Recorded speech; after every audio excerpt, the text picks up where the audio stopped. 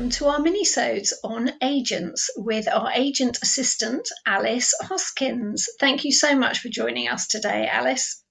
Oh, it's a pleasure. I'm very excited to be here. Thanks for having me. Yeah, it's lovely to meet you, Alice. Would you mind introducing yourselves to our listeners, please? Of course. So I'm Alice Hoskins and I work with literary agent Sophie Lambert at C&W Agency, which some listeners might know as Conville and Walsh, as it was previously known, and it's part of the Curtis Brown Group.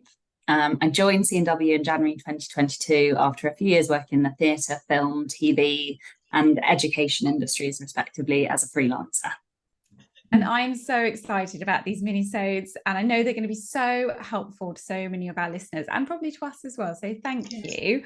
So without further ado, let's get cracking.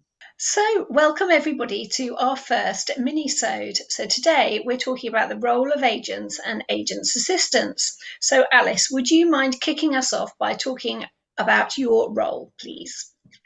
Of course. So, yeah, like I said, I'm assistant to Sophie at C&W, who's Nicky's agent as well. So my responsibilities, I think it varies so much from agent to agent, but my sort of responsibilities, I'm across anything and everything that Sophie's working on, and sort of just helping her manage her very, very wide-ranging and enormous list and all the wonderful authors that she represents.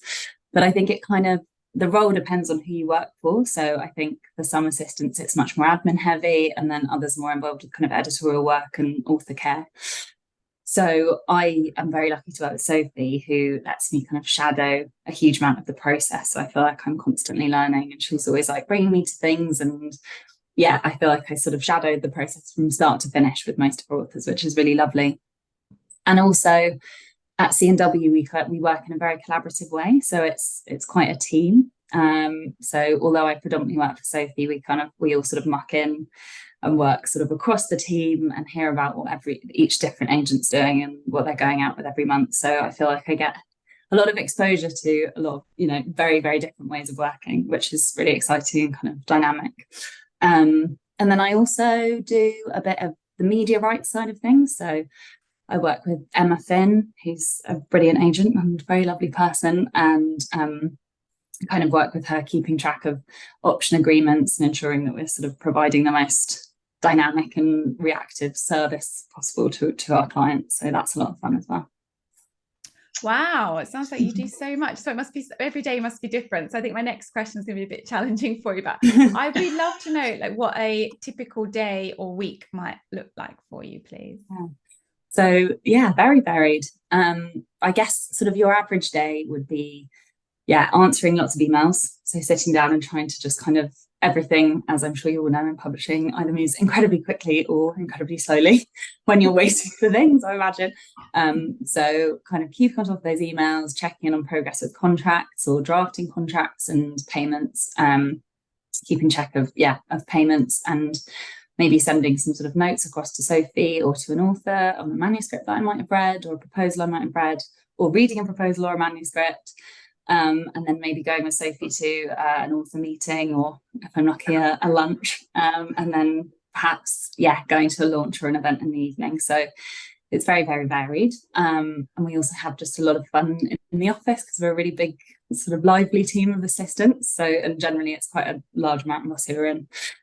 So that's a lot of fun.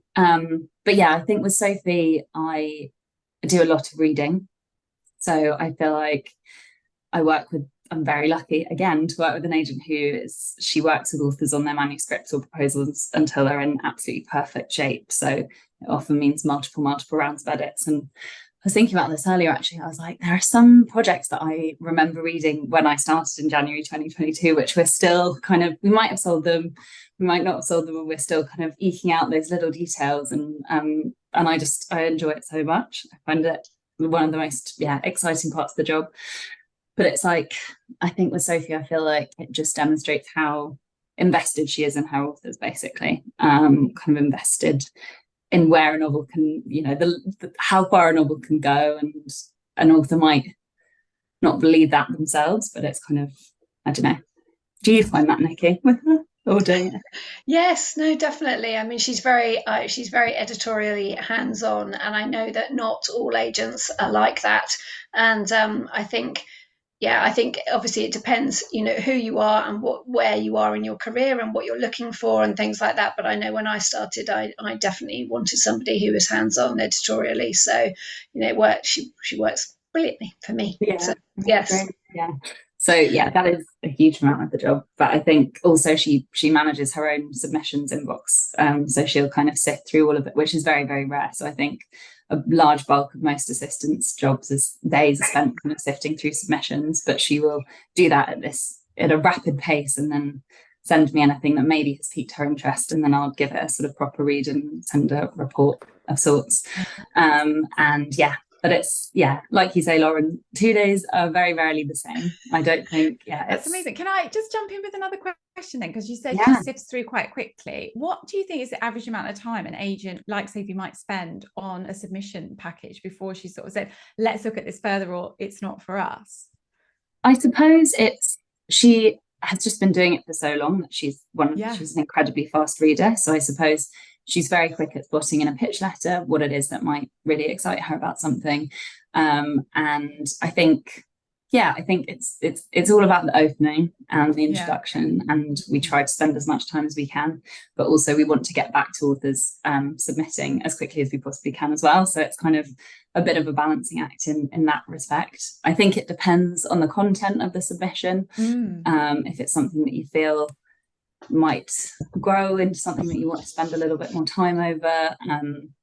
If it's a non-fiction proposal as well, I feel like you kind of really need to read that whole package in order to understand where it might sit and what it is that's sort of on offer. So I think it varies. You don't get long as a submitting author then, do you? It's quite interesting how good your submission package has to be. Like, you really have to nail it. Yeah, for sure. I imagine it becomes second nature, though. As you say, she's done it for so long, and you'll be, getting that experience now as well, and you get a feel for a piece, I imagine, and know instinctively whether it's and you trust your taste a little more, I think. Whereas I think as an assistant, you sort of second guess yourself because you don't want to miss out something that's going to be an absolute bestseller and that's a complete treasure. So I think you pour a little bit more time over it as an assistant. And can I just ask a quick question? What would you say like your hours are like for an average day if someone was looking at what you do? When do you kind of start and finish, or is it completely varied? Technically, it's 9:30 till 6. I was about to say 10:30. It's not 10:30. 9:30 till 6. And I think it feels, I don't know, it feels like the boundaries are actually pretty good where I work. We tend to take a full lunch break, and that might involve reading a submission or a manuscript or reading for pleasure or trying to read for pleasure. But often, there's lots of evening. I'd say a couple of evenings a week I will be doing something work related, which I don't mind. But I think increasingly it's more, but it's less kind of just time at my desk. There's a lot more time sort of meeting editors, and we've had a lot of publishers come and visit our new offices, which has been really lovely as well. So I think for an agent, hours are very different, and it's definitely a case of working weekends and evenings, and balancing all the socializing that's involved in agenting alongside all the reading and editing and negotiation. But I think ours are quite contained at the moment, which is good. Yeah. And what does career progression look like to you, Alice? I mean, can you see yourself in the future taking on your own clients and developing a list of your own? Yeah, so I'm very slowly just beginning to sort of do that, which is really exciting. But I think I feel like I'm in a very privileged position with that, because I feel like I have all the support and mentorship and guidance of working with Sophie, which is such a luxury, and working with a wider team who I can kind of call on for any sort of mentorship and guidance generally. And so it's actually I think there's maybe a desire when you first start out, you're like, I just want to be an agent straight away. That looks so much fun. And what do you mean? I just get to read books and sign authors, and like that is incredible, which is also being an assistant. But I think actually the joy of being in a position where the stakes aren't as high as, I'm not an agent yet, but I am able to start thinking about that and kind of testing the waters. Feels really, really exciting. Yeah, but I think you're always learning a huge amount as an assistant as well. I think there are conversations around the title, because it can, I don't know, people can look at it as I don't think it entirely encapsulates what the job is about and quite how wide-ranging it is. And actually, for people who are looking to move out of publishing or into different industries, I think it sticks out on the CV, and people say, "Oh, you've been an assistant for 5 or 6 years. Why?" Whereas actually, what the job entails is it's a junior agent. You need to rename yourself. Yes. But I think actually the transferable skills are incredible. Well, that's really, really interesting. Thank you very much for that. That's all we've got time for in today's minisode. Thank you so much for answering all our questions, Alice, and join us next week, listeners, where we'll be asking all the other questions that you want to know.